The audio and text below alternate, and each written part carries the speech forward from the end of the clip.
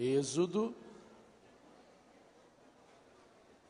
capítulo 13, versículo 20.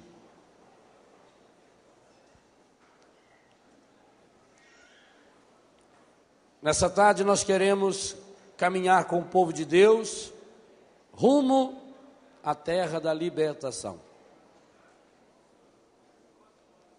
Tendo partido de Sucote, acamparam em Etão, na extremidade do deserto.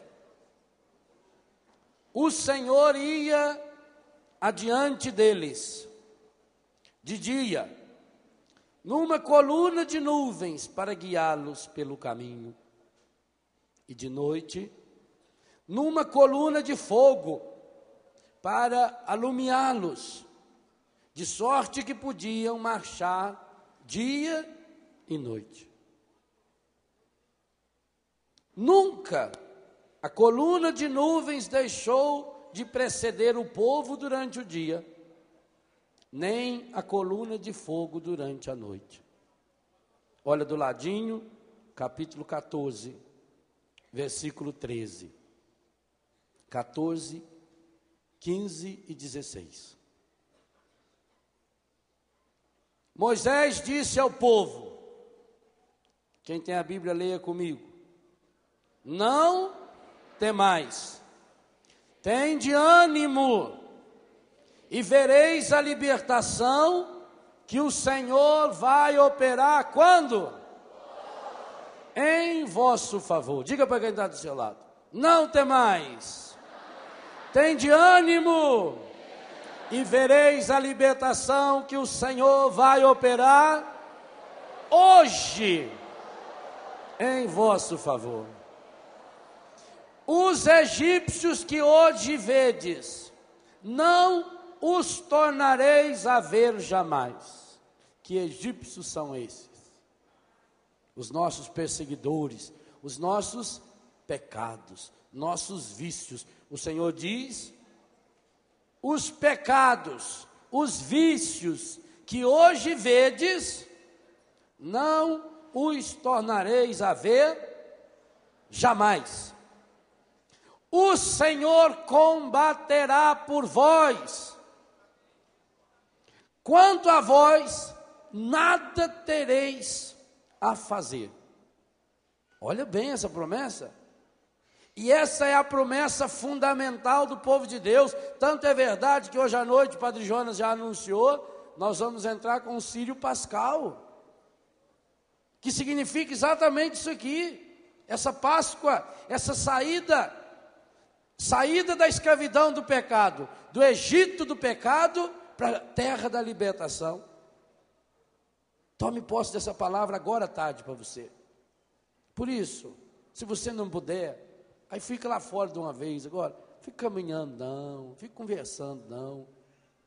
Tem gente que ficou aqui o intervalo inteiro, só para não perder o momento de graça. Aí chega alguém que só pensa em si e atrapalha, né? Olha o que o Senhor está dizendo: não temais, tende ânimo, você que anda desanimado, você que anda deprimido, você que anda angustiada, tende ânimo, e vereis a libertação que o Senhor vai operar hoje em vosso favor. Os egípcios que hoje vedes, os pecados, não os tornareis a ver jamais. O Senhor combaterá por vós. O Senhor disse a Moisés: por que clamas a mim? Dize aos filhos de Israel que se, repita, que se, essa é a nossa missão hoje. Vejam que nós estamos desde sexta-feira ouvindo pregações, que todas elas girando em torno desse tema. Nós queremos, no ano de 2003, andar nos caminhos de Jesus. E hoje foi o evangelho dessa manhã que nos trouxe a recordação de Moisés, e não é por acaso isso. É para convidar cada um de nós a fazer uma experiência de libertação. Então nós precisamos partir dessa certeza. Tem de ânimo, você vai vencer, você vai superar. Agora, é preciso tomar uma decisão. Há uma pergunta que a gente precisa aprender a fazer. O que eu faço com as coisas negativas que aconteceram na minha vida? Sabe, porque nós somos treinados pelo encardido para sermos pessoas fracas, há uma coisa que nós temos muito medo: as coisas ou as pessoas negativas e desagradáveis. Mas se você um dia tiver a coragem, tomara a Deus que fosse hoje, é um dia muito apropriado para isso, último dia desse ano. Se você tivesse a coragem de no Senhor, iluminado pelo Espírito Santo, retomar um acontecimento ou um fato negativo da sua vida, à luz da graça de Deus, você vai perceber que os grandes momentos de crescimento pessoal em Deus, você teve não a partir de situações agradáveis. As situações agradáveis, elas são muito boas para aquele momento. Elas preenchem aquele momento de nossa vida, mas elas não contribuem absolutamente nada para a gente crescer. Nós crescemos quando nós superamos desafio, quando nós superamos dificuldades. Eu vou dar um exemplo a você. Quando eu era moço e eu usava droga, eu nunca fui um viciado de droga revoltado, nunca. Eu usei muita droga, mas usava drogas socialmente. Eu sempre tive um controle sobre a minha dependência, tanto drogas ilícitas como lícitas. Mas muitas e muitas vezes, eu vinha da escola, eu estudava à noite, trabalhava de manhã, na minha bicicleta, e eu vinha chorando, brigando com Deus. Oh meu Deus, por que o Senhor não me ajuda a me libertar das drogas? Eu não queria mais fumar maconha, eu não queria mais beber, eu não queria mais fumar. Eu brigava com Deus, eu não entendia. Passou um tempo, Deus me libertou da droga, eu fui para o seminário, me preparei durante 9 anos, fiquei padre e logo em seguida fui trabalhar com quem? E hoje tem 180 filhos. Percebe? Quando nós temos a coragem de rever nossa vida à luz da graça de Deus, e eu queria que você hoje tomasse posse dessa verdade. Por pior que tenha sido a desgraça na sua vida, em Deus ela pode se transformar numa grande graça. Mas é preciso entrar nos caminhos de Jesus para que a desgraça se transforme em graça. Como? À luz da experiência do amor de Deus em mim, eu posso olhar para uma situação livre e liberto, e o importante é aquilo que eu estou supondo tudo que eu já preguei nesse acampamento. Livre e liberto daqueles condicionamentos sociais, de aprovação, de reprovação, da necessidade desse falso amor, de viver no mundo da aparência. Eu tendo a coragem de pegar minha vida e botar na mão. Mas pelo amor de Deus, meu irmão, não faça com a sua vida e nem com a vida do outro uma desgraça maior. Quando você isola um momento da sua vida, então a pessoa entra em depressão profunda. Se você for num hospício de doido e conversar com uma pessoa doida, com uma pessoa doente mental, você vai começar a perceber que ela está sempre voltando a assuntos do passado. São experiências que ela não superou. Por que as pessoas entram em depressão e depressão profunda? Causa número 1 da depressão: perda. Eu não conheço nenhuma pessoa que entrou em depressão sem passar por uma experiência de perda. A perda de um filho, a perda do pai, a perda da mãe, a perda do emprego, a perda de um amigo, a perda da casa, porque pegou fogo na casa, porque veio uma enchente e levou tudo, porque perdi meu emprego, porque perdi um pedaço do meu corpo. Quer dizer, a causa, a razão número 1 da depressão é a... E o que eu disse a vocês aqui, categoricamente, tudo que você tem, você vai perder. O que a palavra de Deus nos ensinava ontem, esse mundo passa, eu vou perder. Então nós nos agarramos às coisas que não existem, e por isso nós sofremos. Sem Deus, você se agarra na sua imagem, e você passa a ter respostas prontas para a vida. Pois eu digo a você, deixar-se conduzir pelo Espírito Santo é estar pronto para aprender com toda e qualquer situação da sua vida. E tem uma coisa, na vida, ou você aprende, não tem outro jeito. Se você não aprender com essa situação que você está vivendo, que pode ser uma situação de muito sofrimento, pois muito bem, se você não aprender com essa, a vida vai lhe dar uma pior, mas você vai ter que aprender. Não tem outro jeito. Nós precisamos aprender com as situações difíceis, porque essas situações difíceis são aquelas que fazem vir à tona quem nós somos. Quando é que nós descobrimos os verdadeiros amigos? Na hora de uma desgraça, na hora de um sofrimento. O verdadeiro amigo é aquele que chega quando todos os outros já foram. Jesus Cristo, o grande amigo de Lázaro, quando foi que ele chegou? Quando tudo parecia perdido. Por que que Jesus não antecipou a sua ida a Betânia? Porque Jesus não antecipa nada na minha e nem na sua vida. Jesus é o caminho, ele não antecipou nem na dele. Jesus veio nos ensinar o caminho de Jesus que nós queremos andar, caminhamos na estrada de Jesus, como nós rezamos na Santa Missa hoje de manhã. É o caminho da experiência de Deus que vai acontecendo na minha jornada, na minha estrada. Então não adianta eu pedir, oh meu Deus, tira esse sofrimento da minha vida, ele não tira. Então você tem que mudar a oração, oh meu Deus, faça com que deixa-me conduzir pelo teu Espírito também nessa situação de sofrimento. É diferente. Oh meu Deus, que o teu Espírito Santo me ilumine para que eu consiga enxergar aquilo que vai além. Porque nós vemos aquilo que as pessoas nos ensinam a ver. Sabe o cavalo para puxar a carroça? Ele não tem que colocar viseira. A sociedade vai nos colocando viseira. E nós achamos que enxergamos. Preste atenção na pergunta que eu vou lhes fazer agora. O que é que vocês estão vendo na minha mão esquerda? Não notei muita convicção na resposta. Quem está vendo a Bíblia na minha mão, levante a mão, por favor. Sinto em dizer, todos vocês são cegos. Ninguém aqui viu a Bíblia na minha mão. Vocês viram uma parte. Quem está vendo o que está aqui? Alguém está vendo? Não, eu estou, mas não estou vendo o que está aqui, ó. Quem está vendo aqui embaixo? Quem está vendo aqui em cima? Quem abriu para ver?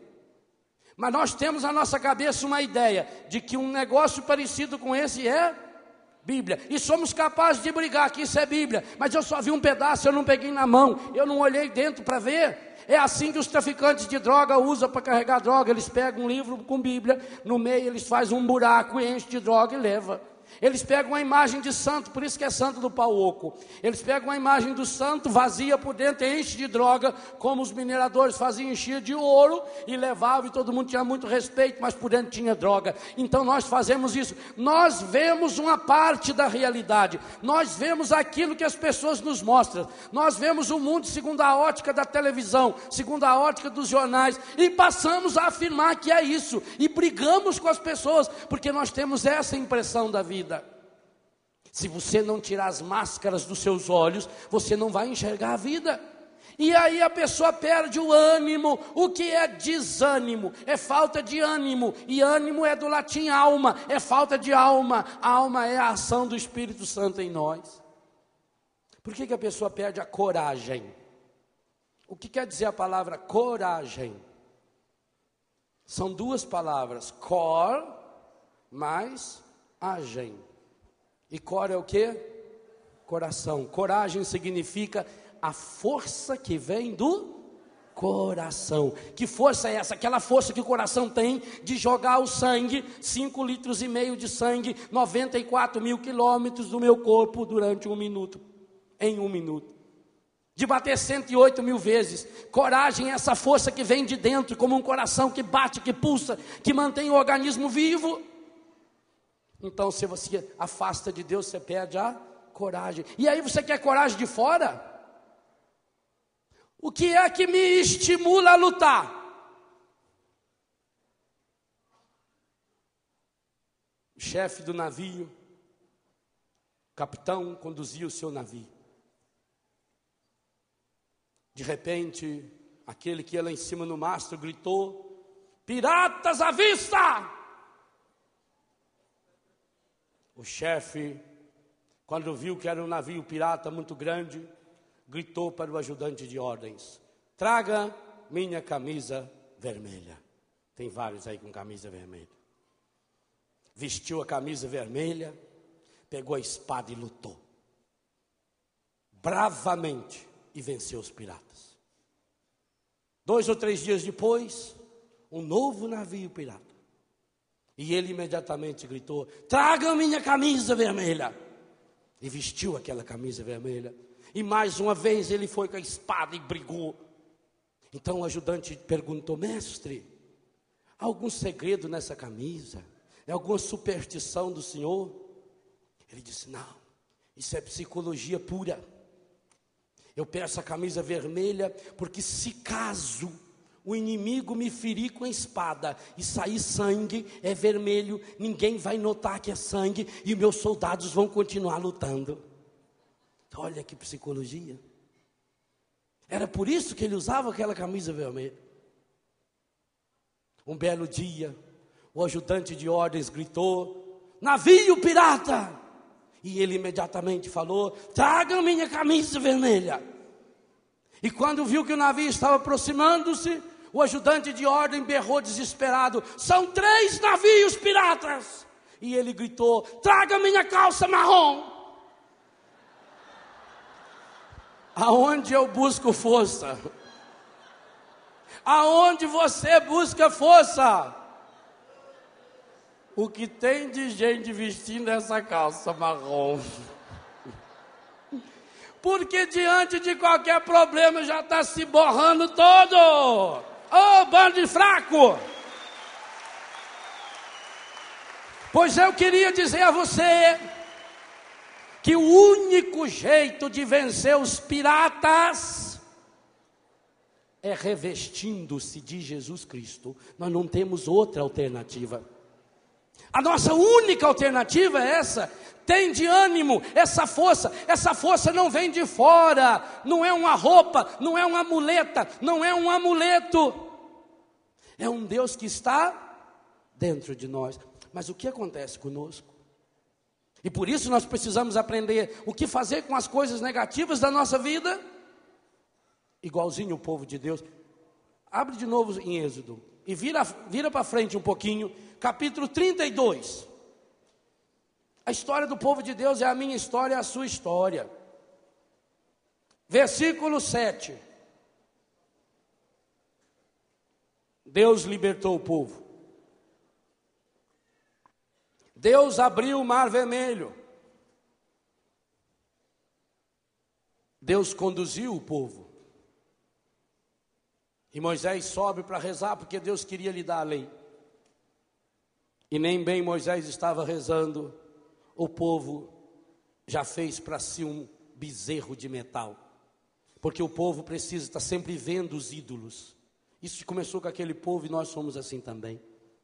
Versículo 7. O Senhor disse a Moisés: vai, desce, porque se corrompeu o povo que tiraste do Egito. É a nossa história. Desviaram-se depressa do caminho que lhes prescrevi. Que pena. Olha o que Deus está dizendo a Moisés: desce depressa. Porque desviaram-se depressa do caminho que lhes prescrevi. Fizeram para si um bezerro de metal fundido, prostraram-se diante dele, ofereceram-lhe sacrifícios, dizendo: eis, ó Israel, o teu Deus. Vejo, continuou o Senhor, que esse povo tem a cabeça dura. Que pena. Gente, Esse trechinho da Bíblia não é contando a história do povo de Israel, é a minha e a sua. Quantas e quantas vezes nós já tivemos uma experiência linda do Senhor, nós já participamos de um acampamento, nós participamos de uma experiência de oração, nós fizemos um retiro de cura, um retiro de libertação, nós passamos por uma experiência, um banho de regeneração no Senhor, já experimentamos as delícias do reino de Deus, mas em pouco tempo nós vamos criando o nosso bezerrinho de ouro. E o que significa esse bezerrinho de ouro? A quem eu adoro. Meu irmão, vamos pensar em umas coisas bem concretas. Que arma o encardido usa para dominar você? Olha a vergonha da nossa igreja. Eu sei que tem muito padre que fica doido comigo quando eu falo. Mas paciência. A minha missão também é ajudar a salvar meus colegas padres. A nossa igreja precisa acreditar na força que tem. Primeiro, nós estamos perdendo católicos numa proporção assustadora. O último censo deu 73% só da população. Ainda é a maioria. Agora, desses 73%, infelizmente, talvez uns 90% é católico da boca para fora, só na garganta. São esses católicos que hoje estão enchendo a cara, são esses católicos que hoje vão lá para o mar, eles vão lá na praia e dá não sei quantos pulinhos na onda e anda de fasto, né? Por isso que tudo na vida deles vão para trás. Ele entra de fasto um ano, vai lá no mar e vai de fasto e veste aquelas roupas de pai de santo. Ah, o que tem? Isso é só cultura. Pois eu não posso me identificar com nada que tiver a cultura do encardido. Eu tenho que ter essa coragem.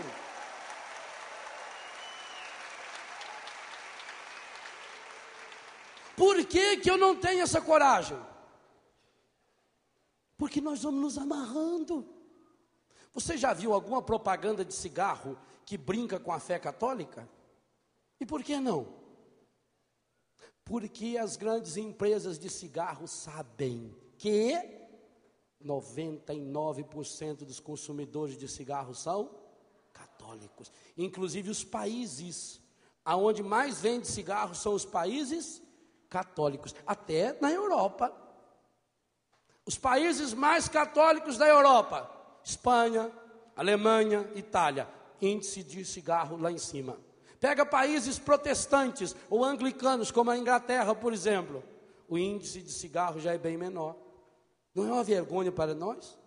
Agora, por que o encardido faz a pessoa fumar? Primeiro porque o cigarro contém a morte enroladinha. Logo, sim, pegue meu livro Viver com HIV, lá eu tenho um capítulo onde eu explico detalhada e cientificamente. Aqui eu não tenho tempo para isso. Como também a pregação de ontem, que eu falava dos olhos e do ouvido, está no livro Rezando a Vida. Lá você tem explicadinho, com todos os outros textos. Então eu explico nesse livro Viver com HIV sobre o cigarro, sobre as drogas e sobre o álcool. Mas vamos pegar aqui o exemplo do cigarro. Uma droga, o que tem eu fumar? O cigarro tem aproximadamente 4.700 substâncias químicas, das quais ao menos 15 são comprovadamente cancerígenas. 15. Quando você joga o cigarro para dentro, ele começa dos lábios e vai para o seu corpo inteirinho, pele, veias, toda a mucosa, 80 e tantos % do câncer de pulmão, de esôfago, estômago, faringe, laringe, é morte. Mas não é só morte física. Todas as doenças do aparelho respiratório são provocadas pelo cigarro. Bronquite, broncopneumonia. Quanta gente, falta de ar, está se matando, mas está com cigarro. A tosse, pigarro, o pulmão está arrebentado, mas está com cigarro. Pior, carrega o cigarro aqui, ó, bem pertinho do coração. Fumar é a eucaristia do demônio. Você pega com a sua mão, igualzinho pega a hóstia, branquinho, e leva na boca. Quantas vezes por dia você comunga a eucaristia do demônio? Eu, quando fumava, quando estava terminando o meu vício, eu fumava 3 maços de cigarro todo dia. E diga a você, a Organização Mundial da Saúde afirma, somente 3% das pessoas que tentam parar de fumar conseguiram. Eu digo a você, na minha comunidade, todos os que tentaram conseguiram, todos, 100%. É uma graça, mas é possível. Os que não tentaram, caíram no cigarro e em outras drogas. Muitos não tentaram, ficaram 1 semana, 2 lá em casa, aí ia fumar escondido. Quem fuma escondido está tentando parar? Não, mas aqueles que amassaram, porque eu parei assim, na graça de Deus. O dia que Deus mostrou ao meu coração o pecado mortal que eu estava fazendo, porque fumar é pecado mortal, isso tem que explicar para as pessoas. Não só fisicamente, não, é mortal, é o espiritual. O dia que Deus me mostrou, gente, foi uma coisa espetacular. Quando Deus me mostrou, Ele me deu a graça imediata de enfiar a mão no meu bolso, amassar um maço de cigarro e jogar fora. Por isso que eu digo a você, você aqui que fuma, faça essa experiência. Agora, mostre para os outros. Tem que mostrar para as pessoas. Esse negócio eu estou tentando parar, escondido, não fala para ninguém, isso é a arma do encardido. O encardido tem que ser desmascarado. Por isso hoje, se você quer parar de fumar, agora eu digo a você, enfia a mão no seu bolso ou na sua bolsa, pega o seu maço, mostra para quem está perto, amassa e pisa nele, e nunca mais você vai fumar, nunca mais. Eu desafio você, desafio. Você não pode mais consagrar sua boca e o seu bolso ao demônio. O encardido não fica satisfeito só com a Eucaristia diária. O encardido quer também o dízimo diário. E quem fuma paga diariamente o dízimo do encardido. E qual é o dízimo? Quanto custa um maço de cigarro? R$1, 2, 3. Então você pega um maço de cigarro de R$2, você fuma 1 por dia. O seu dízimo é R$2 por dia. R$60 por mês. Quanto você dá de doação? Nós ouvimos ontem o Eto dizer aqui, 95% dos que mantêm a TV Canção Nova, a Rádio Canção Nova no ar, fazem com doações de R$18 em média. Gente, não chega a 200 mil pessoas que procura ser fiel nos R$18 por mês e colocam um sistema de comunicação 24 horas no ar, atravessando o oceano. Hoje nós estamos atingindo só no Brasil 100 milhões de brasileiros. Isso por quê? Porque tem 200 mil brasileiros que têm a coragem de oferecer R$18 por mês. Meu Deus, quantos canais desses de televisão nós teríamos se os 40 milhões de fumantes nesse país, que pagam um dízimo médio de R$60 para o demônio, se essas pessoas tivessem a coragem de investir na evangelização? É uma vergonha, mas nós não teríamos mais pobre, nós não teríamos mais a violência dessas ruas, tudo teria mudado nesse país. Então, se esse país vai mal, a culpa é sua, de católico, carismático, apostólico, romano, safado, sem vergonha, que fica com um maço de cigarro e não acredita. Não tem outro jeito. É o meu bezerrinho. Tudo que eu puder falar contra o cigarro é pouco, pelo todos os anos que eu fumei. Tudo. Não me conformo. E a não ser que Deus tenha feito essa obra na minha vida, eu estaria muito mal. Mas, meu Deus, você carrega no seu peito. Aonde estaria a força do Espírito de Deus? Está empanturrado de um maço de cigarro. E eu vejo pai de família que não tem um dente na boca mais, porque o cigarro vai lá no fundo do dente. Ué, Estados Unidos, na Alemanha, se você vai fazer um implante dentário, a primeira coisa que o médico pergunta: fuma? Consome bebida alcoólica? Se a resposta for sim, não faz implante dentário. Aqui no Brasil faz, porque infelizmente muitos querem ganhar dinheiro. Então faz até se você não tiver gengiva, faz, não tiver boca, faz. Cola com tenaz, amarra com arame e cobra caro. Mas nos países sérios não. Você fuma? Fumo, não faz. Você bebe? Bebo, não faz. Meu Deus do céu, esse exército de famílias destruídas pelo cigarro e pelo álcool. Pega agora, final de ano, o consumo de álcool. Quantas pessoas hoje são alcoólatras porque aprendeu a beber na sua casa, nas festinhas. Quantos natais feridos e machucados, quantos entrada de ano novo, a pessoa ferida e machucada, porque saiu, porque bebeu e bêbado se entregou sexualmente. Quantos se contaminaram com o vírus do HIV, da hepatite B?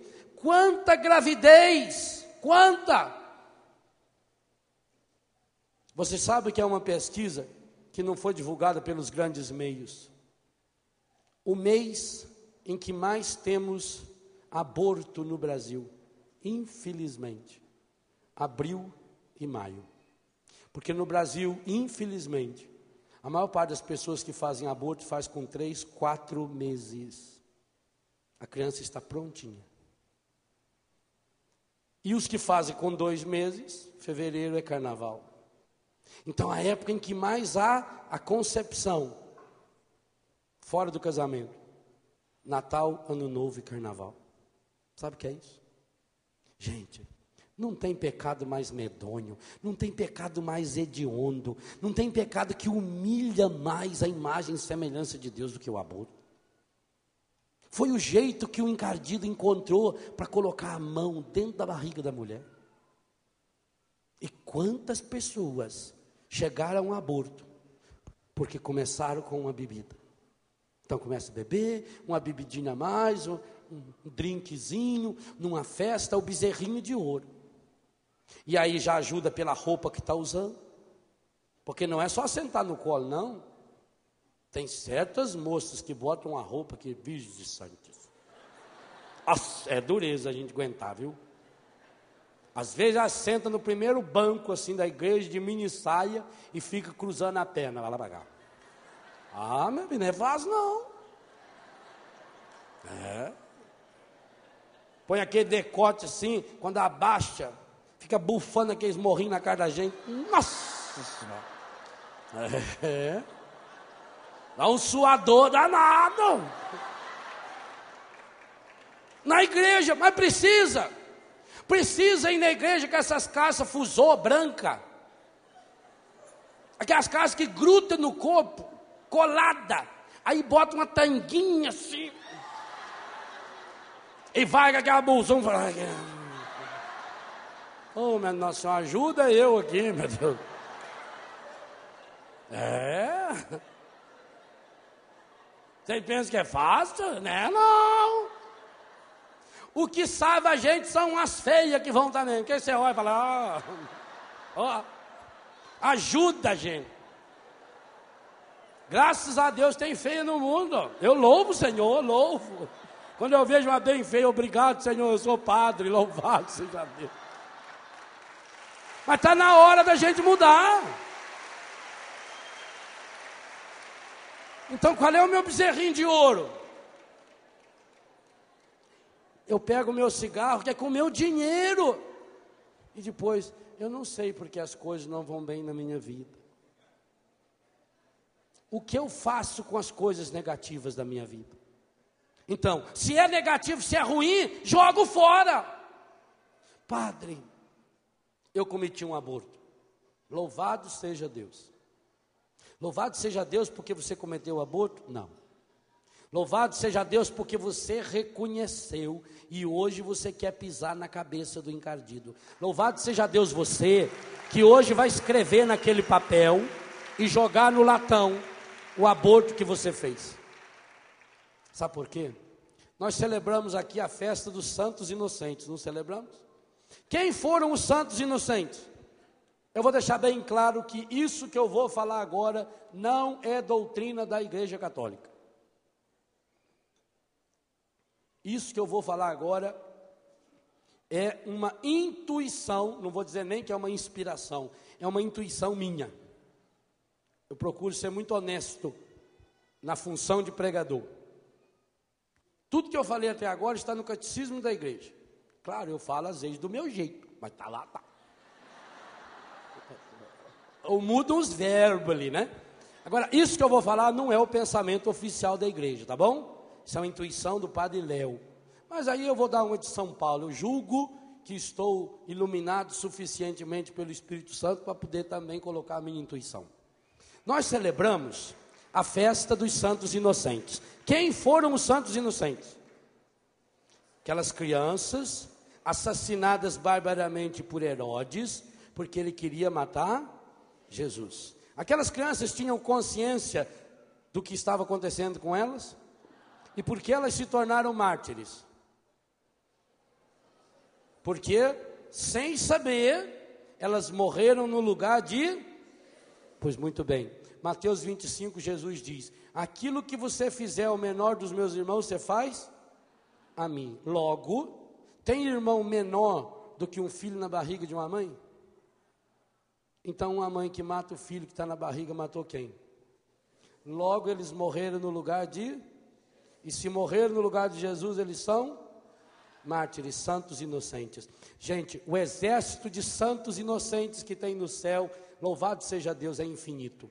Porque hoje, aquele filho que você matou, ele é seu filho, e ele é santo porque ele foi mártir.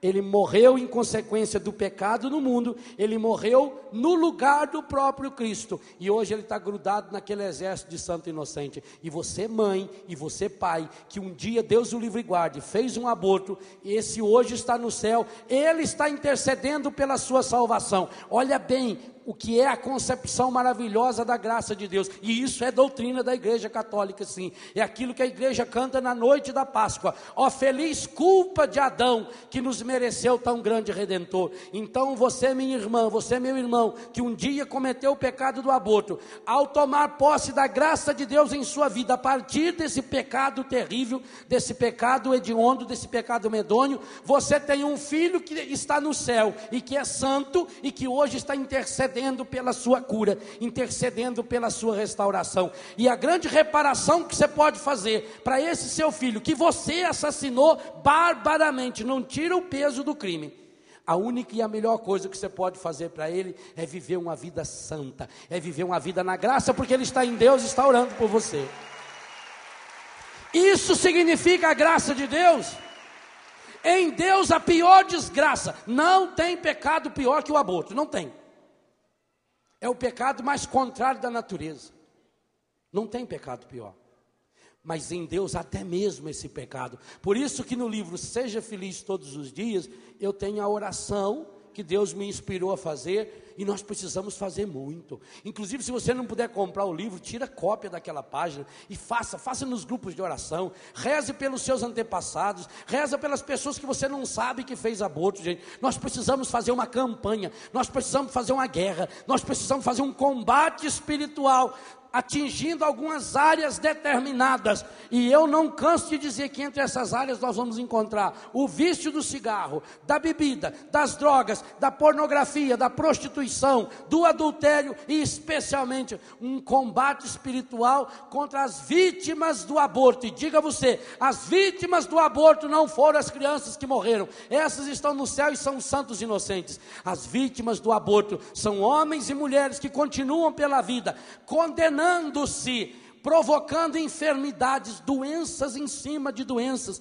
e atraindo para si a desgraça, a própria ira divina, e mais do que a ira divina, porque a ira divina transforma-se em misericórdia, em graça, quando nos abrimos a ela. Você torna-se um emissário, um mensageiro da morte, um emissário do encardido, quando você assume e quando você protege, infelizmente, esse crime.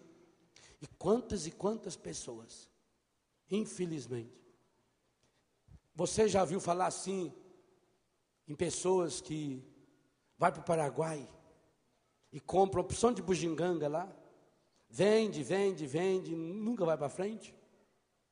Há uma maldição nessas bugigangas, porque grande número desses que vão ao Paraguai vão comprar remédio, Citomete Companhia Limitada, que vende cápsulas com 2 comprimidos, 4 comprimidos, 1 comprimido, remédio de aborto. Gente que compra lá no Paraguai, se compra 3, 4 reais. 10 mil guaranis você compra um remédio daquele. E chega aqui no Brasil, eles vendem a 30, 40, 50 reais. Quantos e quantos? Eu conheço centenas. Centenas. E que está espalhado pelos camelódromos das nossas cidades. Em qualquer das nossas cidades do interior, você vai no camelódromo e pede um dos camelôs lá no ouvidinho dele, eu quero um remedinho daquele, ele vai saber alguém para te trazer, infelizmente. E é por isso, e se você é camelô, meu irmão, tenha coragem, e eu já disse isso na pregação anterior, de começar uma vida nova, uma vida honrada, e você vai ver que Deus vai abençoar você. Mas você não pode, mas eu não compro, mas vai junto. Não tem jeito, se você não vai junto comprar, você está pagando a passagem daquele outro que está indo do seu lado e está comprando. Está indo junto, estamos trazendo morte, estamos importando morte. O Paraguai é a desgraça que é, esse país que está numa situação dificílima, infinitamente pior do que o Brasil. Por quê? Porque muitas das suas autoridades fecham o olho. Isso, você compra ali, na beira da ponte, tem os moleques lá, na minha casa lá em Betânia, já tive vários moleques, que para conseguir droga, trabalhavam no Paraguai, trabalhavam do Brasil para o Paraguai, na divisa, trazendo comprimido, que aí põe no bolso, pequenininho, eles revistam o carro lá no porta-mala, para ver se tem computador, para ver se tem bicicleta. Os caras estão com os remédios, tudo cheio no bolso aqui, no maço de cigarro eles enchem lá, põem 5, 6, 10 comprimidos, 10 comprimidos daquele vendido aí a 50 reais, pronto, o sujeito ganha 500 reais numa dessa. Num país como o nosso, onde a injustiça social corre solta, gente, a morte é vendida em boteco, a morte é vendida em camelódromo, o cigarro que eles vão lá e fazem a mesma coisa com o cigarro. Com a bebida, é o uísque importado que é falso, é o cigarro falso, e ainda bem que é falso, porque tudo, mesmo aquele que fosse o mais verdadeiro dele, seria falso, porque está levando as pessoas à destruição. Então, qual é o bezerro de ouro que eu estou adorando na minha vida? Não adianta a gente passar a mão na cabeça das pessoas. Gente, enquanto nós estivermos produzindo a desgraça que estamos produzindo, o assassinato em massa, mais de 1 milhão de crianças assassinadas, meu Deus. E eu repito, a minha grande preocupação não são essas crianças, porque essas estão em Deus. Essas eu sei que estão em Deus. A minha preocupação é você, mãe, é você, pai, que ficou, a insensibilidade que vai ficando. Então, se você um dia passou por essa desgraça, a primeira coisa a fazer, confesse o seu pecado ao Senhor. Não tenha medo. Pode ser o pior padre, pode ser o padre mais pecador do mundo. A hora que você se ajoelha ali, naquela hora que ele está revestido do poder sacerdotal, mesmo que ele fosse o pior de todos os pecadores, é Jesus Cristo que está absolvendo você. Vá se confessar, mas humildemente, quantas vezes for necessário, vai se confessar. Segunda coisa, faça uma oração de cura interior e de libertação. Uma das bonitas orações de cura interior para a pessoa que fez aborto é a oração diária do terço, porque Nossa Senhora, cheia de graça, Mãe de Jesus, Santa Maria, Mãe de Deus, rogai por nós pecadores, e ainda é plural, não é só por mim, é por cada um de nós que um dia entramos na desgraça desse caminho de morte, entramos na desgraça desse caminho de pecado. Então, faça a oração de cura interior. Se você tem acesso a uma oração feita essa que Deus me inspirou a fazer, que já está em fitas, que tem no livro, ou em outros livros de cura interior, retiros de cura interior, vai fazer um retiro de cura interior, vai rezar quantas vezes for preciso. Quantas vezes eu devo rezar pela minha cura, padre? Ora, se você tiver uma ferida, quantas vezes você passa pomada? Até sarar. Pois é a mesma coisa, a pomada do Espírito Santo eu passo no meu coração até sarar, quantas vezes for necessário. Eu vou fazer quantas vezes for necessário. Mas é muito importante que em dias como hoje, dias em que nós estamos recebendo indulgência plenária, significa que você que recebeu indulgência na missa da manhã, você não vai poder receber para você na missa da tarde, da noite, porque a plenária é uma vez só, mas você pode aplicá-la, por exemplo, para as almas do purgatório. Pensa bem o que é isso, é você pegar da graça de Deus. É como se alguém falasse para você: olha, toma esses R$100, por favor, leve esses R$100 e coloque na campanha. É você passar a graça de alguém para outro. Você pode hoje, tomando posse da graça de Deus, na celebração que nós vamos fazer hoje à noite, na própria adoração eucarística, rezando na intenção do Papa, rezando o Tedel que nós cantamos hoje de manhã e vamos cantar hoje de novo, jogando fora. Escreva, por favor, escreva o seu pecado, pega o calendário, se tiver um calendário desse ano, jogue nos latões no intervalo, jogue fora a camisinha, jogue fora o maço de cigarro, jogue fora a bebida. Vamos fazer uma limpa, vamos tomar posse da graça de Deus, vamos entrar 2003 com o coração lavado, encharcado pela água viva do Espírito Santo. Nós temos essa possibilidade, e é para isso que Deus trouxe você nesse acampamento. Meu irmão, minha irmã, Deus não ia trazer uma multidão de gente que esteve e que está e que estará nesse rincão. Deus não traria essa infinidade de gente, essa montoeira de gente aqui, se não fosse para fazer uma obra revolucionária na sua vida. Eu queria que você tivesse essa consciência. Deus me trouxe aqui. Eu sei que Léo, a mim também, Deus me trouxe aqui, Deus trouxe você aqui, porque hoje Deus quer fazer uma obra revolucionária na sua vida. E digo a você que está acompanhando esse acampamento, ou pela televisão, pelo rádio, e alguma parte dele aqui, você está entendendo direitinho isso que está acontecendo. O que Deus está fazendo conosco, o quanto Deus está sendo generoso conosco, o que Deus está nos impulsionando a fazer e a rezar, a falar e a proclamar. Deus está nos mostrando com muita clareza o seu projeto, o seu plano para cada um de nós. Mas Deus não faz a caminhada por mim. Deus não faz a caminhada por você. Deus diz a você: tem de ânimo, entre no caminho, eu estou do seu lado, eu quero iluminar você dia e noite. Mas vai dizer para Moisés também: desce depressa. Desce depressa, porque esse povo, depressa, que tristeza. Versículo 8 do capítulo 32. Desce, porque se corrompeu o povo. O povo que tirastes do Egito. Nós usamos a analogia anterior do Egito. Esse Egito que você não vai ver nunca mais. Deus disse: desce depressa. Desviaram-se depressa do caminho que lhes prescrevi. Oh meu Deus, com que facilidade nós nos desviamos do caminho que o Senhor prescreveu para nós. Nós estamos ouvindo o tempo todo o Senhor nos dizer: andai aqui, esse é o caminho. Nós não temos outro caminho. Jesus está nos afirmando: eu sou o caminho, não tem outro caminho. Mas se cada um não toma posse dessa graça, hoje eu quero convidar você a escrever nesse papel, a amassar na sua mão o pecado que você tem, que você faz, ou que você participa dele.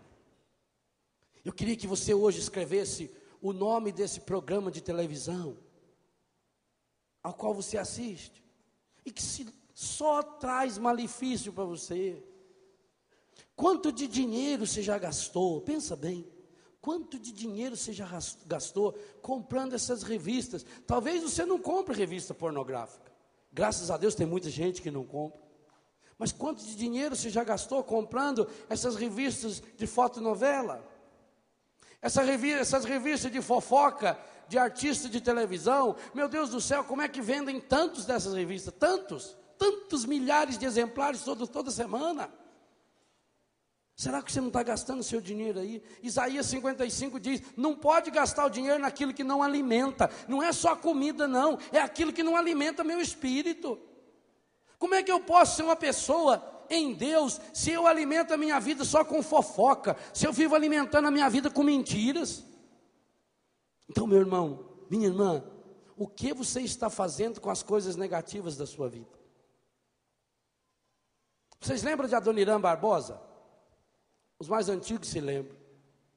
Eu gostava das músicas do Adoniran, porque ele transformava qualquer desgraça numa graça. Saudosa maloca, maloca querida. Isso aí ele fez numa casa dele que estava caindo, que eles expulsaram ele da casa dele. Iracema, eu nunca mais eu te vi. Isso ele fez da namorada dele, faltava 20 dias para ele casar. Olha que sabedoria, 20 dias para casar. Ela foi atravessar São João, vê um carro, pega e pinche no chão. Ela morreu. Ele ficou só de lembrança, guardo somente suas meias e o seu sapato. Iracema, eu perdi o seu retrato. Nem o retrato não ficou. Ele conversa com ela, paciência. O chofer não teve culpa. Olha que oração de cura interior. Meu Deus, se um artista do mundo sabe fazer isso, e eu, o que eu estou fazendo com as coisas negativas da minha vida? Não adianta eu ficar lamuriando, não adianta eu ficar preso. Porque quando eu era criança eu sofri muito. Porque eu fui estuprado por não sei quem. Porque zombaram de mim. Porque me humilharam. Ótimo! Se você passou por... Quanto mais desgraça você passou, melhor é. Porque você tem muito mais experiência do poder do demônio na sua vida. E sabe muito melhor dizer não para ele agora. Tem muito mais espaço no seu coração para agir a graça de Deus. Agora não pense você que essa oração, a oração da autopiedade, não é de Deus. Essa pessoa que fica, cada vez que encontra, e tem sempre uma coisa ruim para contar para a gente. Nossa, não é de Deus não. Nem quando ela pede oração, reza para mim, porque eu estou sofrendo muito. Quer dizer, ela pediu para rezar, mas aí vem com aquele rosário de lamúrias. Não é de Deus. Dê a volta por cima. Jesus disse: não leveis trouxa nenhuma pelo caminho, nem pendurado em você, nem do lado. Trouxa ali nos dois sentidos, que ele quis falar em Lucas 9, Mateus 10. Nem mochila, nem mala sem alça. Se chegar numa cidade e você não for bem recebido, sai de lá, e na hora de sair, bate o pé, levanta, sacode a poeira e dá a volta. Vai embora, meu filho. Foi Jesus que ensinou. Por que o seu caminho é triste? Por que a jornada da sua vida é triste? Por que você perde a coragem? Porque está empanturrado. Então eu fico recordando das coisas ruins. Aconteceu coisa ruim na minha vida? Louvado seja Deus. Não tem a história daquele rei que era um ateu? Aí ele tinha um súdito que era muito carismático. Aí tudo que acontecia, o súdito falava: Deus seja louvado. E o encardido acorrentado. Foi a vontade de Deus. Aí acontecia lá uma desgraça qualquer, e ele dizia: Deus seja louvado. E o encardido acorrentado. E aquilo irritava o rei. Um belo dia, eles estão na floresta caçando. Veio uma onça e grudou o dedinho do rei. Comeu o dedinho do rei. Quando o rei olhou para ele, ele virou para o rei: Deus seja louvado. O encardido acorrentado. Aí o rei ficou louco. Que encardido acorrentado? Quem vai ficar acorrentado é você, Salado. Já mandou que os guardas prendessem imediatamente ele. Ficou preso. E quando foi preso, Deus seja louvado. O encardido acorrentado. Passou um tempo, o rei sarou do dedinho, voltou para a floresta para caçar. Estava na floresta caçando, quando um bando de índio antropófago, aqueles índios que comem a pessoa, prenderam o rei, caçaram ele, levaram ele. Levaram o rei preso, já fizeram aquele ritual, as danças, tudo, carneirão enorme lá já, para cozinhar ele. Quando estava quase na hora do ofertório já, chamaram o pajé, para dar a benção final no alimento, que o índio não come sem agradecer ao Senhor. Quando o pajé veio para dar a benção, o pajé deu um berro. Não serve como oferenda, falta um dedo. O rei foi libertado. Quando o rei foi libertado, o rei ficou feliz da vida. Falou: aquele homem tinha razão. Deus seja louvado, é verdade. Se eu tivesse o dedo, agora eu estava comido. Nossa, verdade. Aí quando ele chegou no palácio, a primeira coisa que ele fez, mandou soltar aquele homem. Soltou o empregado, o servo, mandou trazer até ele e pediu desculpa, você me perdoa, você me desculpa, agora eu estou acreditando, mas eu só não entendi uma coisa, se esse Deus seu é tão bom, que você vive falando, Deus seja louvado, encardido, correntado, como é que ele não impediu você de ficar preso injustamente? E ele, Deus seja louvado, encardido, acorrentado, Deus é sábio, se eu não tivesse preso, eu estaria com o Senhor. E estando com o Senhor, como eu tenho o dedo perfeito, os índios teriam me comido. Deus seja louvado. E o encardido acorrentado.